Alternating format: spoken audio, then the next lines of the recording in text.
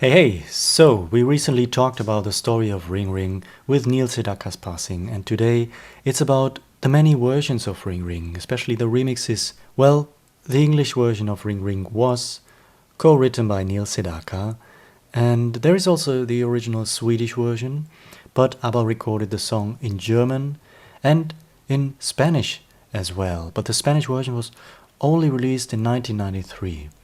Today's focus is on the two official remixes which were created in 1974 after Waterloo, the 1974 single remix and the 1974 US remix.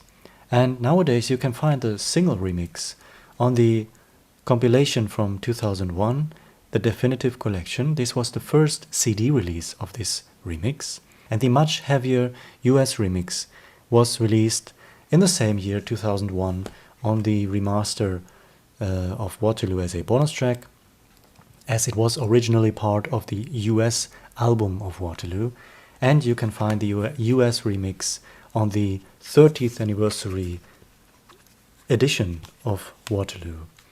And the deluxe edition of Waterloo from 2014 features both remixes, the single remix and the US remix.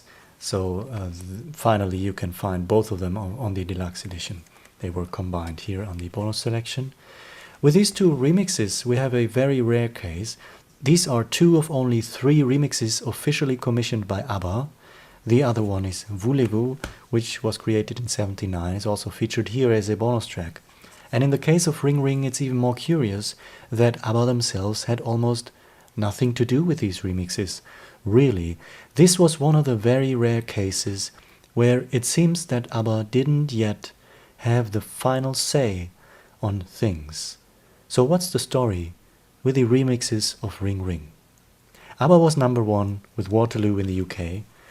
Honey Honey was supposed to be the follow-up, and was in some countries, but the UK label decided otherwise. CBS Epic insisted of a re-release of ABBA's Ring Ring from the previous year.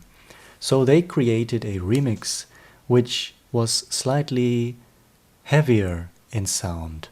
And in addition to that, this remix was also slowed down, so it is slower in tempo. And ABBA's guitarist Janne Schaffer was brought in the studio to record his electric guitar parts with additional overdubs. As well as ABBA's saxophonist Ulf Andersson, who was also brought in to add saxophone to the song. Benny said that it was probably the UK label who wanted the saxophone because there had been saxophones on the Waterloo song. And according to ABBA sound engineer Michael Bidretov, there was even a representative from the UK label in the studio.